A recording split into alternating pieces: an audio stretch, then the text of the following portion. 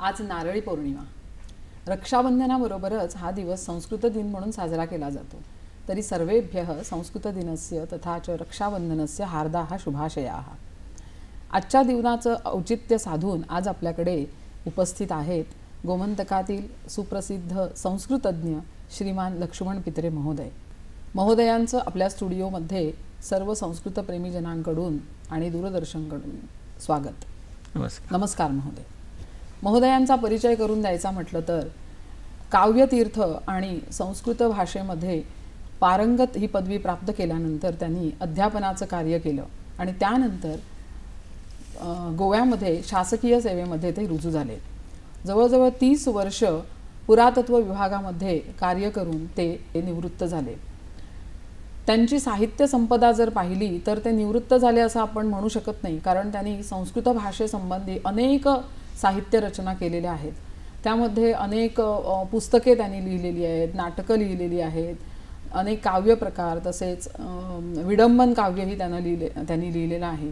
त्यांची पुस्तकं जर सांगायची झाली तर लक्ष्मण रेषा, सौमित्र सीमा, लक्ष्मण लिखितम, संस्कृत सौरभ अशी अनेक पुस्तकं त्यांची प्रसिद्ध आहेत. तसेच त्यांची नाटकं जर म्हणायची झाली तर एक संस्कृत नाटक त्यांचं अतिशय प्रसिद्ध झालं, ते म्हणजे कवी कालिदास प्रतिभोन्मेष. त्यानंतर गोमंतकामध्ये प्रसिद्ध असणाऱ्या जवळजवळ सर्वच वृत्तपत्रांमध्ये त्यांनी लेखन केलेलं आहे. त्यांचे अनेक लेख आत्तापर्यंत प्रसिद्ध झालेले आहेत. असं हे बहुआयामी असं व्यक्तिमत्व, जे कवी, लेखक, विडंबन कवी, त्यानंतर नाटककार, अशा अनेक प्रकारे त्यांचा परिचय आपण देऊ शकतो. त्यांना मिळालेले पुरस्कार जर सांगायचे झाले तर उत्कृष्ट वैचारिक साहित्य पुरस्कार, कालिदास साहित्य पुरस्कार आणि दुर्गाराम उपाध्याय साहित्य पुरस्कार अशा पुरस्कारांनी त्यांना बहुमानित करण्यात आलेलं आहे. असं हे बहुआयामी व्यक्तिमत्व आज आपल्या इथे उपस्थित आहे. तर आपण त्यांच्याकडून आज सुरस सुबोधा विश्वमनोज्ञा ललिता हृद्या रमणीया अशा संस्कृत भाषेविषयी जाणून घेऊया. नमस्कार महोदय. नमस्कार. आजचा दिवस आपण संस्कृत दिवस म्हणून साजरा करतो, तर त्याविषयी आम्हाला जाणून घ्यायला आवडेल आपल्याकडून. संस्कृत दिन हा गेली कित्येक वर्ष आपण साजरा करतो. संस्कृती संस्कृताश्रिता असं म्हटलेलं आहे. म्हणजे आपली संपूर्ण संस्कृती संस्कृतावर आधारित आहे. म्हणजे काय तर वेदापासून जे आपल्या संस्कृती संबंधीचे सर्व ग्रंथ आहेत ते संस्कृतमध्ये आहेत. म्हणून तसंच अर्थशास्त्र म्हणा, धर्मशास्त्र म्हणा, नैतिक शास्त्र म्हणा, नीतिशास्त्र म्हणा, वैद्यकीय शास्त्र म्हणा, या सर्व शास्त्रावरचे ग्रंथ, तत्त्वज्ञान म्हणा, हे सगळे संस्कृतमध्ये मुळात लिहिलेले आहेत. तर या सर्व गोष्टींचा आपल्याला मूलभूत असा परिचय करून घ्यायचा असेल, अध्ययन करायचं असेल तर संस्कृतशिवाय आपल्याला तरणोपाय नाही. तर अशा या संस्कृत भाषेचं महत्त्व आपण आज सांगा आणि संस्कृत भाषेची वैशिष्ट्य काय आहेत ती आम्हाला जाणून घ्यायला आवडेल आपल्याकडून. काय संस्कृत भाषेचं पहिलं वैशिष्ट्य म्हणजे ती अत्यंत प्राचीन भाषा आहे. जवळजवळ 6000 वर्षांचा इतिहास आणि परंपरा या संस्कृत भाषेला आहे. त्यामुळेच ती अत्यंत समृद्ध अशी भाषा आहे. असंख्य शब्द संस्कृत भाषेमध्ये आहेत. इतर कुठल्याही भाषेमध्ये एवढे शब्द नसतील. यातून दुसरं वैशिष्ट्य उद्भवतं म्हणजे शब्द निर्मितीची अफाट क्षमता संस्कृत भाषेमध्ये आहे. याचं कारण असं की संस्कृतचं व्युत्पत्तीशास्त्र जे आहे ते अत्यंत प्रगत असं आहे. निघंटू निरुक्त ग्रंथ आहेत ते वेदातील शब्दांचा अर्थ सांगण्यासाठी निर्माण झालेले आहेत. आणि मुख्य असं आहे बघा, जे क्रियापद असतं ते मुख्य वाक्यामध्ये आणि त्याच्यापासून क्रियेपासूनच सर्व शब्द निर्माण झाले आहेत असा एक सिद्धांत आहे. म्हणजे धातू आणि त्याला लागणारे असंख्य प्रत्यय, यामुळे संस्कृतमध्ये असंख्य शब्द निर्माण होतात, होऊ शकतात. ही संस्कृत भाषेची एक शक्ती आहे. त्यामुळे एका शब्दाचे असंख्य अर्थ आणि एका अर्थाचे असंख्य शब्द अशी परिस्थिती फक्त आपल्या संस्कृतमध्येच आढळते. त्यामुळे असं एक संस्कृत भाषेचं हे एक वैशिष्ट्य झालं. त्यानंतर आणखी एक संस्कृत भाषेचं वैशिष्ट्य असं की अत्यंत सोयीचं असं व्याकरण. पाणींचं नाव सर्वांना माहीत आहे व्याकरणकार. त्याच्या आधी भरपूर साहित्यिक आपले व्याकरणकार होऊन गेले. तर पाणिनीने सर्वत्र फिरून त्याचा उपयोग म्हणजे युसेज बघून त्याप्रमाणे नियम बांधले आणि संस्कृत भाषेला एक सुविध असं रूप दिलं. त्याचे अष्टाध्यायी हा प्रमुख ग्रंथ आहे आणि अत्यंत सूत्रबद्ध असा आहे. संबंध संस्कृत भाषेचं व्याकरण जर कशामध्ये असेल तर पाणीच्या अष्टाध्यायीमध्ये सध्या व्यक्त केलं जातं. त्या अष्टाध्यायीचा आकार किती असेल? आपल्या सगळ्यांना भगवद्गीता माहीत आहे. अर्ध्या भगवद्गीते इतका त्याचा आकार आहे. फक्त सूत्रबद्धरीतीने दिलेला आहे. त्याच्यावर मग पतंजलीने महाभाष्य लिहिलं, त्यानंतर कात्यायनं वार्तिक लिहिली आणि या संस्कृत व्याकरणाला सुविध स्वरूप त्याने दिलेलं आहे. हे व्याकरण आणि मुख्य म्हणजे त्याच्यामध्ये शब्दांच्या आपल्या वर्णांच्या स्थानाविषयी अत्यंत मूलभूत असा विचार संस्कृतमध्येच आपल्याला केलेला आढळतो. अशा रीतीने ही भाषा अत्यंत सुसमृद्ध अशी भाषा आहे. आणखी एक संस्कृत भाषेचे वैशिष्ट्य आहे, ते अनन्यसाधारण वैशिष्ट्य आहे. म्हणजे संस्कृत भाषेला सिंटॅक्सचं बंधन नाही. वाक्यामध्ये शब्दांचा क्रम अमुक असायला पाहिजे असं नाही. तुम्ही कसे वापरू शकता, शब्दाच्या स्थानावर अर्थ अवलंबून नाही. आता बघा दुसऱ्या भाषामध्ये टायगर इट्स मॅन एक अर्थ होतो, मॅन इट्स टायगर म्हटलं की अर्थ बदलतो स्थानामुळे. संस्कृतमध्ये असं नाही. व्याघ्रः नरम अत्ती, अत्ती नरः व्याघ्रम, व्याघ्रम नर अत्ती नरः असं म्हटलं तरी अर्थ तोच राहतो. केवढं स्वातंत्र्य आहे बघा संस्कृतमध्ये. म्हणजे असंख्य शब्द, शब्दांमध्ये एक लवचिकपणा. याच्यामुळे कुठलाही प्रतिभावंत आणि भाषेमध्ये प्रभुत्व असलेला एखादा कवी म्हणा किंवा लेखक म्हणा वेगवेगळे आकृतिबंध या भाषेमध्ये निर्माण करू शकतो. आणि हेच कारण आहे की संस्कृतमध्ये असंख्य असे ग्रंथ निर्माण झालेले आहेत. अपरिमित साहित्य संस्कृत भाषेमध्ये लिहिलं गेलेलं आहे आणि वृत्तबद्ध आहे. काय वृत्तबद्ध असेल ते काव्य अशी संस्कृतमध्ये कल्पना नाही. संस्कृतमध्ये गद्य काव्य आहेत. जे प्रतिभायुक्त लेखन ते काव्य असं, नाटकाला काव्यच असं म्हणतात. आणि शास्त्रीय ग्रंथ, वैदिकशास्त्र म्हणा, भौतिकी कुठल्या शास्त्रावरचे ग्रंथसुद्धा म्हणा वृत्तबद्ध स्वरूपात लिहिलेले आहेत, पण ते काव्य नाही, ते शास्त्रग्रंथ. आणि काव्य म्हणाल तर संस्कृतमध्ये सगळ्या साहित्याला काव्य म्हणतात. तर हे अपरिमित असं साहित्य संस्कृतमध्ये आपल्याला बरोबर. तर ह्या संस्कृत साहित्याचंच स्वरूप आपण जरा विशद करा. संस्कृत साहित्याचं स्वरूप सांगताना आपल्या ढोबळ म्हणून 2 भाग करावे लागतील. एक वैदिक साहित्य आणि नंतरचं अभिजात किंवा लौकिक साहित्य.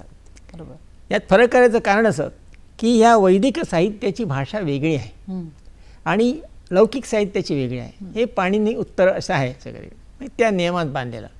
त्याचं व्याकरणही पूर्वीच्या भाषेचं वेगळं आहे. उदाहरणार्थ आता ज्ञानेश्वरीची भाषा मराठी आणि आमची मराठीत जमीन अस्मानाचा फरक आहे. आमच्या मराठीत आम्ही चांगले पारंगत असलो तरी ज्ञानेश्वरीची भाषा समजेल असं नाही. हे संस्कृतमध्ये असंच आहे. आणि संस्कृतमध्ये मग पुढे वेद झाले. वैदिक भाषेमध्ये साहित्य म्हणजे पहिल्यांदा वेद. ते 4ही वेद व्यासाने संघटित केले. त्यानंतर वेदांग, शिक्षा, कल्प, व्याकरण, निरुक्त, छंद, ज्योतिष हे 6 जी अंग आहेत वेदांगाची, वेदाचा अर्थ स्पष्ट करणे, ते वैदिक वाङ्मय. त्यानंतर ब्राह्मण आणि आरण्यक यांचे जे ग्रंथ आहेत तेही वैदिक वाङ्मयात येतात.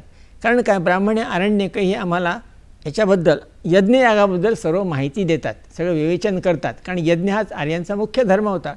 आणि त्यानंतर यज्ञातील हिंसेच्या प्रतिसाद उमटल्यामुळे असेल किंवा ते अंतिम ध्येय नाही कळल्यामुळे असेल, या सर्व देवांच्या मुळाशी जे तत्त्व आहे त्याचा संशोधनार्थ प्रयत्न सुरू झाले. एकं सद्विपरा बहुधा वदंती असं म्हटलेलं आहे.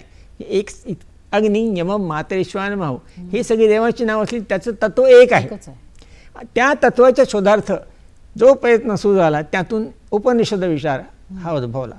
अशी 108 उपनिषद आहे नाव घेण्यासारखी. त्यातली 7-8 तर अधिक प्रमुख आहेत.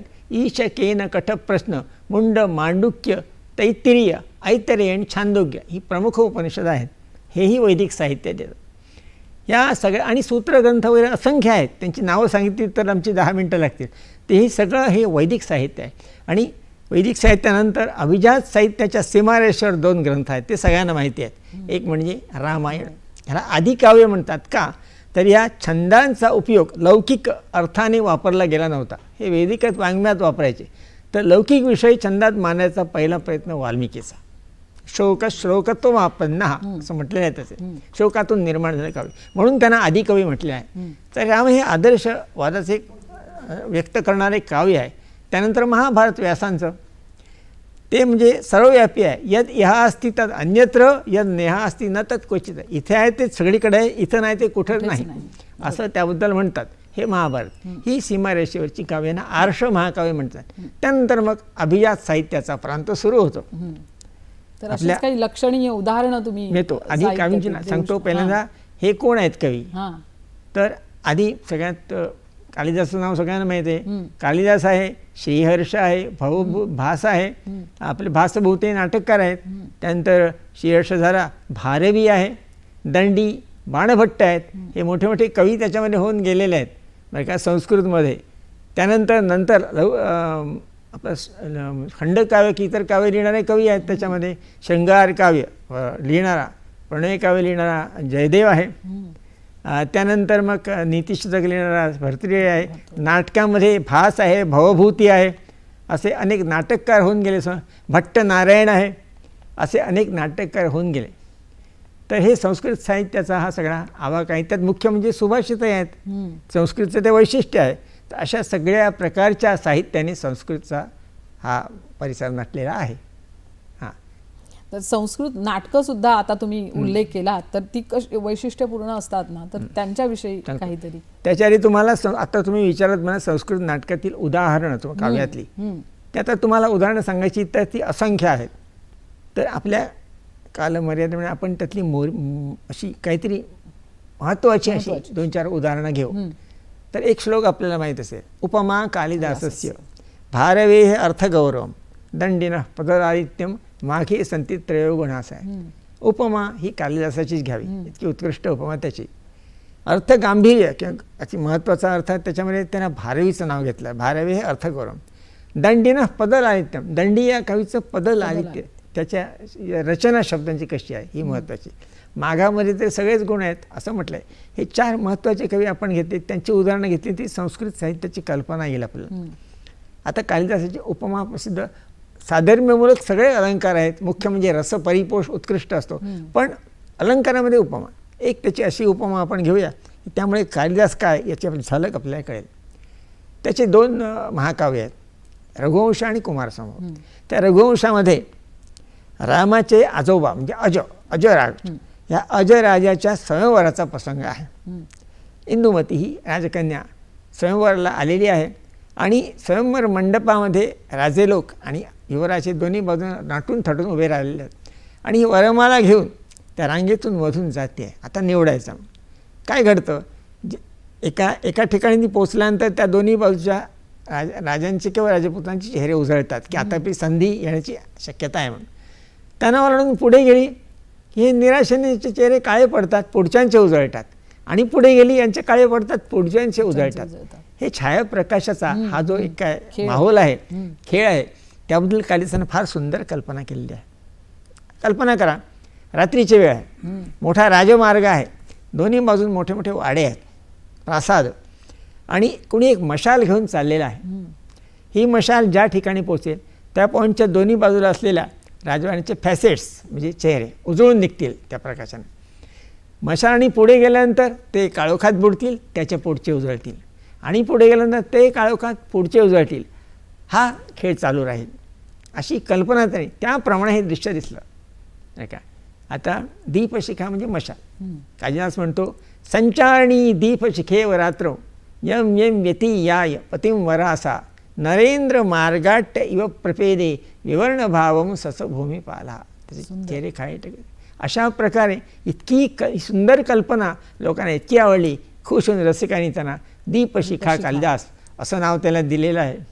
त्यानंतर भारवीच्या ह्या अर्थ गांभीर्याचा विचार करताना एक मला आख्यायिका सुचते, ते सांगतो मी. म्हणजे असे आहे की भारवी हा जरा परिस्थितीने गरीब कवी, बायको टवणे मारायची नेहमी.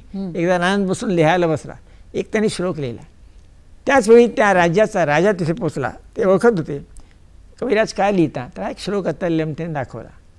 तो राजाने बघितला, हा इतका सुंदर श्लोक कधी पाहिला नव्हता. सहसा विदधीत न क्रियाम अविवेक परमापदाम पदम वृणते हि विमृश्य कारिणम गुणलब्धा स्वयमेव संपदा. म्हणजे कोणते घाईघाईने कुठलं काम करू नये, विचारपूर्वक काम करावं. अविचार हा संकटांना आमंत्रण देतो, आणि विचार करून काम करण्याला संपत्ती आपणहून प्राप्त होते, असा याचा अर्थ आहे. फार आवडल्यामुळे त्याने काय केलं, आपल्या सेनापती हा न्या आणि माझ्या राजवाड्याने मोठ्या अक्षरात लिहून ती पाठीला वाचून तिथे मी काय ती वरगया करून परत येतो म्हणून त्याप्रमाणे ते लावण्यात आलं आणि 8 दिवसांनी उंगळ्या करून राजा पोचला. रात्रीच्या वेळी पोचला. आता राजाला कोण अडवतोय? अचानक राणीला आश्चर्यचकित करावं म्हणून तो डायरेक्ट त्याच्या याच्यामध्ये गेला, कुठे तर शयनगृहामध्ये. तिथं तो लावलेला होता. पुढे ते नंतर सांगतो. इतक्यात काय दिसतं त्याला? तर राणीसाहेब बसलेली आहे. एक तरुण मुलगा त्यांच्या मांडीवर डोकं ठेवून झोपलेला आहे. राणी त्याच्या केसावरून हात फिरवते आहे आणि काहीतरी म्हणते गाणं. हे बघितल्यावर राजा प्रचंड संताप आला. मी राज्यासाठी इतका मी प्रयत्न करतो आहे सगळीकडे, आता जरा शिकायला गेलो तर इकडे असले काय उद्योग ते करते असं म्हणून राग येतो आणि आता हिला शिक्षा दिलीच पाहिजे. तलवार उपसतो शिरच्छेद करण्यासाठी आणि ती तलवार वर लिहून ठेवलेल्या सुभाषिताला लागते आणि तो सहज लक्ष जातं तर सहसा विदरित न क्रियाम, एकदम कुठलंही काम करू नये. मग तो ठरवतो, तलवार म्यान करतो, हिला उठवावं, तिचं पापच तिच्या पदरात घालायचं आणि मग शिक्षा करायचं ठरवतो. इतक्यात त्या आवाजानं राणीचं लक्ष जातं आणि ती त्या तरुणाला उठवते. बाळ उठ उठ, पिताश्री आले आहेत तुझे. अक्षरशः तो खरं म्हणजे तिचा मुलगा असतो, लहानपणात हरवलेला तो अचानक आलेला असतो आणि राजालाही माहीत नसतं. तिने त्या रागाच्या भरात जर दोघांचा शिरच्छेद केला तर आयुष्यभर हा पश्चाताप त्याला करावा लागला असता. ह्या सुभाषितानं असा अर्थपूर्ण भारवे हे अर्थगौरव, दंडीचं पददादित्य हे तुम्ही वाचल्याशिवाय कळणार नाही. पण त्याचं दशकुमार हे गद्य काव्य आहे. म्हणजे अरेबियन नाईट सारख्या स्टाईलचं ते असं कृत्रिम अशा म्हणजे आपल्याला काल्पनिक अशा राजकुमारांचं वर्णन त्याच्यामध्ये. एक त्यातलं वाक्य म्हणतो म्हणजे तुम्हाला कल्पना आहे. सुरुवात अशी आहे. अस्ति समस्त नगरी निकषायमान शश्वदगण्य पण्य विस्तारित मणिगणादि वस्तुजात व्याख्यात रत्नाकर महात्म्या मगध देश शेखरी भूता पुष्पपुरी नामनगरी, ही त्याची सुरुवात आहे. अशा प्रकारे सुंदर पदल आहेत त्याने नटलेलं असं ते काव्य दशकुमार चरित्र आहे. दांडीनं पदल आहेत.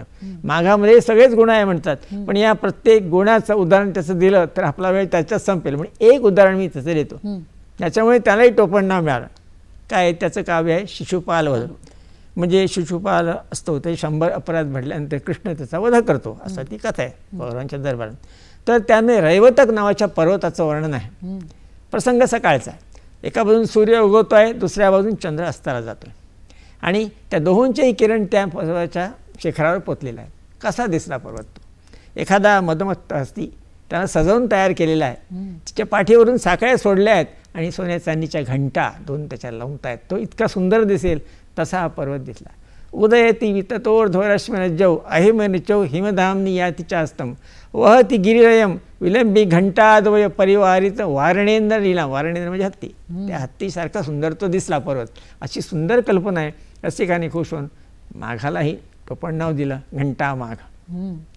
असे संस्कृतमध्ये कवी होऊन गेले. उदाहरणं 4 दिली, त्याहून तुम्हाला साहित्याच्या दर्जाची कल्पना येईल आणि ते मुळात वाचावायची तुमच्या ईर्षा उत्पन्न होईल अशासाठी मी सांगितलं. नाटकाबद्दल आपण विचारत होतात. होय. आता आपण कालिदासांचा मगाशी उल्लेख केला तर त्यांचंच एक मेघदूत जे महाकाव्य आहे त्याच्याने नाटकं मी तुम्हाला सांगतो. नाटकाचं तर नाटकाचं असं आहे, संस्कृत नाटक ही वैशिष्ट्यपूर्ण आहे. म्हणजे अशी भरताच्या नाट्यशास्त्र आपण लिहिले आहे त्यामुळे थोडंसं कृत्रिमपणा आलंय. काहींनी काय केलंय संस्कृत नाटकामध्ये बंडही केले. म्हणजे खरं म्हणजे त्याच्यात वीर किंवा श्रृंगार दोन असावे असे म्हटलंय. पण भाऊ त्याने करुण रसाचा उपयोग केला. एक ओ रस करुण एव करुण रसात्मक असं त्यांनी उत्तरमच्या ते फार महावीर चरित्र दुसरं नाटक उत्तरमच्या उत्कृष्ट नाटक त्यांनी लिहिलेलं आहे नाही का. त्यानंतर आपल्या विशाखा दत्त मुद्राराक्षस हे राजकीय नाटक आहे. त्यानंतर मृच्छकटिक शूद्रकाचं हे तर समाजातल्या सर्व स्तरांना सामावून घेणारं नाटक आहे. चारुदत्त वसंत सेनेची गोष्ट आहे. पण नाटकात सर्वोत्कृष्ट कुठलं म्हटलंय तर शाकुंतला कालिदासाचा. त्याने महाकाव्य आणि ही लिहिली, नाटकही लिहिली. काय म्हटलंय? काव्येषु नाटकम रम्यन. नाटकाला काव्य म्हणतात बरं का. तत्र रम्या शकुंतला तत्रापि चतुर्थोंका तत्र श्लोक चतुर्थय. काव्यात नाटक उत्कृष्ट, नाटकामध्ये शाकुंतले 4 अंक, त्यातला 4था अंक महत्त्वाचा, त्यातले 4 श्लोक असं म्हटलेलं आहे. ते शाकुंतल म्हणजे अनगढ अशा महाभारतातील शकुंतलोपाख्यानात फरक करून आपल्या प्रतिभा बलावर त्यांनी शाकुंतल हे उत्कृष्ट नाटक कालिदासाने नाट्यरत्नच म्हणायला पाहिजे निर्माण केलेलं आहे. अशी संस्कृतमध्ये खूप नाटकं आहेत. दशरूपक 10 प्रकार आहेत नाटकाचे. या सगळ्या प्रकारामध्ये संस्कृतमध्ये नाटकं आहेत. आणि याच्यात सगळ्यात सुरुवातीचं नाटक काय तो भास आपल्याला मिळतो. अत्यंत सरळ अशी भाषा त्याची आणि उत्कृष्ट अशी कथानकं त्याच्यामध्ये आहेत. अनेक नाटकं आहेत. प्रतिमा नाटक त्याचं प्रसिद्ध आहे. त्यांचं सगळ्यात प्रसिद्ध आहे ते आपलं स्वप्न वासवदत्त. यामध्ये वासवदत्ता आणि याचं सुंदर असं त्यांनी केलेलं आहे, वर्णन केलेलं आहे आणि ते वेगळ्याच पद्धतीचं नाटक आहे. अशी खूप नाटकं संस्कृतमध्ये झालेली आहेत. आता तुम्ही ह्याच्याबद्दल म्हणता ना आपल्या मेघदूत कालिदासांचं. हां, मेघदूत ते महत्त्वाचं आहे. मेघदूत हे काव्याचा वेगळा प्रकार आहे. तो काय मेघदूत हे खंडकाव्य आहे. बरोबर तुमचं. मेघदूत हे खंडकाव्य आहे. एका कुबेराच्या शापानं आपला हे करणाऱ्या विरही यक्ष जो असतो आपल्या पत्नीला तो निरोप पाठवतो. त्याच्यासाठी मेघाचा उपयोग करतो. मेघाला दूत बनवणं ही कल्पनाच एक भन्नाट आहे. त्याकरता त्याला 100 मार्क. त्यानंतर काय रामगिरीपासून अलकानगरीपर्यंत जो मार्ग आहे त्या मार्गातील निसर्गाचं सुंदर वर्णन केलं आहे. मग अलकानगरीच्या त्या वैभवाचं वर्णन केलेलं आहे. आणि हे वर्णन त्यांनी कसं केलं, जमिनीवर राहून जणू काय आकाशातून पाहावं, हेलिकॉप्टर सर्वे करून पाहावं अशा कल्पना करून त्यांनी अत्यंत उत्कृष्ट काव्य लिहिलं आहे मेघदूत. मेघदूत ते उत्कृष्ट विप्रलंब शृंगार याच्यात रस आहे आणि ते सुंदर असं काव्य त्यांनी लिहिलं आहे. अशी लघुकाव्य खूप आहे त्याच्यामध्ये. बरं का, तुम्ही विचारलात तर ह्या लघुकाव्यापैकी आणखी एक प्रकार सांगतो तुम्हाला. तो म्हणजे प्रणय काव्य खूप आहेत. अमरुशतक आहे आणि काय एक मुख्य महत्त्वाचं प्रणय काव्य ते गीत गोविंद. फार सुंदर असं राधाकृष्णाच्या प्रणयावर आधारित आहे. याचं वैशिष्ट्य असं आहे की शृंगार आणि भक्ती या दोघांचं अगदी बेमालूम मिश्रण त्याने त्याच्यामध्ये केलेलं आहे आणि वेगळाच एक रस निर्माण केला असं म्हणायला हरकत नाही. आणि रचना इतकी सुंदर आहे, तो स्वतःच म्हणतो मधुर कोमर कांत पदावली शृणु तदा जयदेव सरस्वती. म्हणजे काय, यदि विलास कला यदि हरिस्मरणे सरसम म्हणो, ईश्वराची भक्ती करायची आणि विलास कलामध्ये कुतूहलम असं तुम्हाला शृणु ललित कोमल कांत पदावली शृणु तदा जयदेव सरस्वती. असं सुंदर अत्यंत चांगल्या मी म्हटलं भारतीय अर्थगौरव आणि दानिना पदाला आहेत ते सर्वात जास्त पदाला आहेत ते मला ह्याच्यामध्ये मिळतं. गीत गोविंदामध्ये मिळत आहे. लघुकाव्यांचा आणखी एक प्रकार आहे नीतिकाव्य म्हणतात त्याला. या नीतिकाव्यामध्ये सर्वात मला आवडणारं म्हणजे नीतिशतक. भरतृहरीची 3 शतकं आहेत, शृंगार शतक, नीतिशतक आणि पुढे वैराग्य शतक आहे. या नीतिशतकामध्ये इतके म्हणजे ते मुक्तक असा प्रकार आहे. याच्यात प्रत्येक श्लोकाचा अर्थ वेगळा असतो, एकमेकांशी संबंध नसतो, पण तो तुम्हाला फार मोठा शहाणपणा सांगून जातो. तर याच्यामध्ये नीतिशतकामधला एक तुम्हाला श्लोक सांगतो भरतृहरीच्या. त्यामुळे तुम्हाला जगातलं शहाणपण आणि कवित्व हे दोन्ही गोष्टी कशा एकत्र कळेल. साधी गोष्ट आहे, रोज तुम्ही गृहिणींना माहीत असेल दूध तापत ठेवता आणि ते तळाशी लागू नये म्हणून थोडं पाणी त्याच्यात टाकता किंवा तो दूधवाला टाकत असेल पण दुधात पाणी असतं. काय झालं, दुधाची गृहिणी तापत ठेवते, काही वेळा ती उतू जायला की पटकन पाण्याचा हपका मारते, दूध खाली बसतं. साधी नेहमीच्या व्यवहारातली गोष्ट, यात कुठं काव्य आहे, पण कवीला याच्यात सापडतं. साध्याही विषयात आशय मोठा किती आढळले म्हणतात कळेल तो असा. कवी म्हणतो पाण्याची आणि दुधाची मैत्री झाली, दुधानं आपला रंग, आपली चव, आपली पौष्टिकता पाण्याला दिली, पाणी त्याचा मित्र झालं. आणि अशा आता काय झालं तर दुधाला आच लागू लागली, पाण्याच्या राहावे ना म्हटलं. आधी आपण जळून जायचं, पाण्यात दुधाला तोशी जेवू द्यायची नाही, पाण्याची आधी वाफ होते आणि दुधाला पाणी दिसे ना, खालून आच लागते. मग ते बेभान झालं आणि त्यांनी ठरवलं की आपण आता आगीमध्ये उडी घ्यायची, उतू जायला लागला. पुन्हा शांत केव्हा होतं, जेव्हा पुन्हा पाणी त्याला भेटतं. म्हणजे माझा मित्र गेल्याने आहे, सताची मैत्री सजनाची असेल, सताम मैत्री पुनस्त्रीदृशी, अशा पद्धतीची मैत्री असेल. बघा कशातून काय निघालं कवी निघू शकतं. ही सगळे म्हणजे खरं म्हणजे सुभाषितच आहेत हे या नीतिशतकामध्ये. तर हे सुद्धा सुभाषित हे सुद्धा एक संस्कृत भाषेचं वैशिष्ट्यच आहे. सुभाषितांविषयी सुद्धा असंख्य सुभाषित आहेत. मी तुम्हाला त्यात काही 1-2 तुम्हाला सांगतो. प्रकारे त्याच्या वेगळे आहेत. सुभाषित म्हणजे शहाणपणाचा खजिना आहे, नाही कुठल्याही भाषेमध्ये सुभाषित नाही, हे फक्त संस्कृतमध्ये आहे. आणि मला वाटतं तुम्ही संस्कृत शिकायला सुरुवात करताना सुभाषितापासून सुरुवात करावी. बरोबर, त्याच्यात रसही त्यांना येईल आणि सोपी असतात ती. आता मी सुभाषित उदाहरण 1-2 तुम्हाला देतो. असं कल्पना करा, इथं तुम्ही बसलात, उन्हातून चालत जाता, एक 5-10-20 मिनटं तुम्ही सहज चालू शकता. नंतर समुद्र किनाऱ्यावर गेलात, तिथं वाळूमध्ये तुम्हाला 2 मिनटं चालू शकणार नाही, इतकी वाळू तुम्हाला भाजून काढते. असं का होतं? तेच ऊन, सूर्याचं ऊन आपल्या डोक्याला लागतं, याचं पायाला लागतं, पण वाळू अशी असह्य का तापवते. फार सुंदर असं सुभाषितकारांनी सांगितलेलं आहे की सूर्य हा स्वयंप्रकाशी, ते तेज उष्णता त्याची स्वतःची, तो देताना तुम्हाला त्रास होऊ देत नाही, पण त्याच्यापासून तापवायची शक्ती वाळूला मिळाली, ती क्षुद्र वाळू तुम्हाला जास्त त्रास देते. आजही असंच आहे बघा. रविरपी न दहती तादृक यादृक दहती हे वालुका निकरहा अन्यस्मात लब्धपदहा नीचहा पायण दुस्सहा भवती. तो नीच दुस्सह होतो. आजही लक्षात ते आज खरं आहे. तुम्हाला एखादा मंत्री असला, तुमचं काम पटकन करतो, पण त्याचा जो सेक्रेटरी असेल तो तुम्हाला ताई भगवान करतो, हा आजही आपल्याला कळतं. त्यामुळे सुभाषित आजही रिलेव्हंट आहेत, लागू पडणारी आहेत. अशी खूप सुभाषितांनी प्रकार आहेत. अन्योक्ती म्हणून एक प्रकार असतो.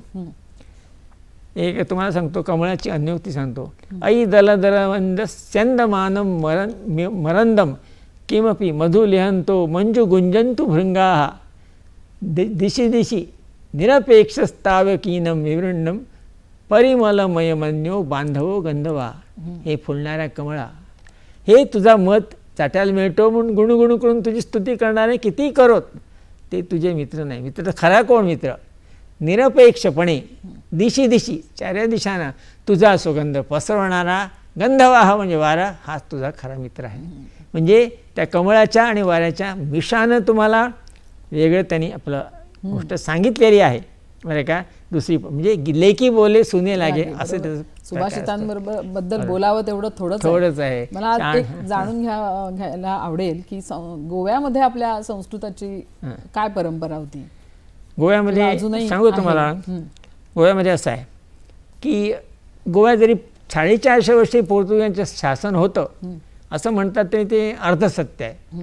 कारण गोव्याच्या फक्त ठराविक भागावर ते शासन होतं. म्हणजे तिसवाडी घ्या, आहे त्यानंतर सासष्टी, मोरगाव आणि म्हापसा, हे त्यांच्याकडे इतकी वर्ष तालुके होते. नंतर बाकीचा भाग हा मराठ्याच्या किंवा सावंतवाडकरांच्या अंमलाखाली होता. त्या ठिकाणी काही त्यांना भीती नव्हती लोकांना. म्हणूनच आपल्याला इकडची देवळं आहेत ती ट्रान्सफर होऊन ती माशेलात किंवा त्या भागात गेली, म्हणजे पुण्याच्या बाजूला गेलेली दिसतात, तिथे कॉन्सन्ट्रेट झालेले दिसतात. माशेल म्हणा किंवा त्या भागात सगळीकडे आहे. याचं कारण असं, त्यामुळे त्या भागामध्ये ही परंपरा होती. संस्कृत शाळा होते, मठ होते, कवळ्याला होते, इतरत्र होते, काणकोणला होते. संस्कृतचं हे सगळं चालू राहायचं. त्यातली काही नावं असे पंडितांपैकी एक पंडित आनंदशास्त्री धुपकर यांना मी प्रत्यक्ष लहानपणात भेटलेलो आहे. आमच्या ते नात्यातही लागतात. तर ते इतके पंडित होते सगळ्याच्यामध्ये, बाहेर कुठं नाव नसेल, पण पारडीहून ते सातवळेकर त्यांचा सल्ला घ्यायचे पत्रानं, वेदांचं हे करताना, संपादन करताना, ही त्यांची योग्यता होती. त्यानंतर महेश्वर शास्त्री सुखटणकर होते, त्यानंतर करंडे शास्त्री पण होते. असे मोठमोठे शास्त्री होते. त्यांनी काही लिहिलेले ग्रंथ आहेत. तशा प्रकारची परंपरा चालू होती. आणखी तुम्हाला आजही परंपरा असेल आहे, आज आहे. त्याच्याने तुम्हाला सांगतो, 150 वर्षापूर्वीचे तुम्हाला एक डायरी सापडली, तुम्हाला महत्त्वपूर्ण संस्कृतमध्ये लिहिलेली. म्हणजे बघा, त्याची काही पानं, एक 6 महिने कव्हर करणारी पानं मला सापडली.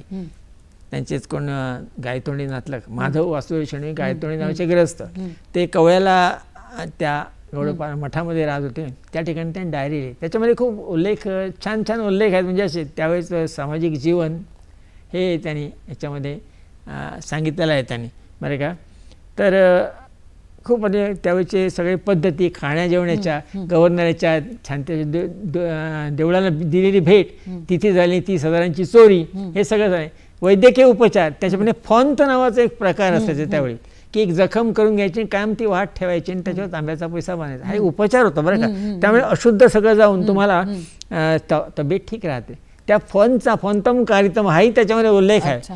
फार छान ती डायरी आहे. संस्कृतमध्ये व्यवहारात संस्कृत होती, व्यवहारात होती, अजूनही आपल्याला कुठेतरी आहे ना. आता आहे कवळ्याला चालू आहे संस्कृत भारती, हे संस्कृत भारती संस्था संबंध भारत आहे, तिचं कार्य चालू आहे. संस्कृत प्रचारणी नावाची संस्था अगदी स्वातंत्र्य आपल्या विमोचनानंतर लगेच सुरू झालेली, तीही आहे. तर अशी अजूनपर्यंत ही परंपरा संस्कृतची गोव्यामध्ये चालली. आता ती वाढलेली आहे. मला वाटतं आता संस्कृतमध्ये खूप लोकांना रसन निर्माण आहे. देवदत्त पाटील हे रिवणला आहेत, ते महामहोपाध्याय गोव्यातले एकच. त्यांना दुर्गाराम पुरस्कार प्राप्त, संस्कृत पुरस्कारही 2-3 वर्षापूर्वी प्राप्त झालेला आहे. आणि ते निरस वृत्तीनं आपल्या हे करत असतात, संस्कृतचं अध्ययन चालू ठेवलेले आहे. जाता जाता आपण एक संस्कृत प्रेमी लोकांसाठी काही संदेश देऊ इच्छिता? दिलाच पाहिजे, कारण काय आहे 21वे शतक आहे. बरोबर. या 21व्या शतकामध्ये संस्कृतचं महत्त्व काय हे सांगायला पाहिजे. महत्त्व असं आहे की ही संस्कृत ही सर्व भाषांनी परिपूर्ण भाषा असल्यामुळे, चांगल्या व्याकरणामुळे आणि शब्दसंपत्तीमुळे संगणकाला उपयुक्त भाषा आहे. लिस्ट नावाच्या भाषा वापरतात, कृत्रिम भाषा वापरतात, त्याच्यामध्ये संस्कृत ही नैसर्गिक भाषा वापरणे शक्य आहे. या दृष्टीनं संशोधन चालू आहे. म्हणजे आजही रिलेव्हंट आहे, संस्कृत हे उपयुक्त आहे, बरं का. आणि त्यातही पुन्हा आपल्या संस्कृतीचं आपल्याला 21व्या शतकातही ज्ञान करून घेतलं पाहिजे. आपली पाळमुळं इथं आहेत, ती आपण जाणून घेतली पाहिजेत, तरच आपण चांगले नागरिक बनू शकू, बरं का. त्यामुळे संस्कृत शिकणे अत्यंत आवश्यक आहे. आणि अशा संस्कृत भारती सारखी संस्था सुद्धा इथे कार्यरत आहे गोव्यामध्ये. तेव्हा मी सुद्धा आवाहन करेन की सर्वांनी संस्कृतचं शिक्षण घ्यावं आणि ही परंपरा आपली चालू ठेवावी. जयतु संस्कृतम, जयतु भारतम. आज इथे आपण आलात त्याबद्दल खूप खूप धन्यवाद. मी असा संदेश देऊ इच्छितो जाता आता की तुम्ही संस्कृत शिका, कशाही पद्धतीने शिका. तुमच्या भाषेमध्ये संस्कृत आहे. नमस्ते म्हणतात ते संस्कृत वाक्य आहे. शुभम भवतु संस्कृत वाक्य आहे. आधी तुमच्या भाषेतलं संस्कृत ओळखा, मराठी असो, कोकणी असो, कुठली भाषा, आणि मग ते जाणून घेऊन अधिक संस्कृत जाण्याचा प्रयत्न करा. आणि आजच्या दिवशी आपण असा निश्चय करूया की प्रतिज्ञा करूया की पुढच्या संस्कृत दिनापर्यंत आपण संस्कृत चांगल्याने शिकू. असा तुम्हाला निश्चय पार पाडण्याचं ईश्वर सामर्थ्य देऊ, असं सांगून मी इथं थांबतो. धन्यवाद.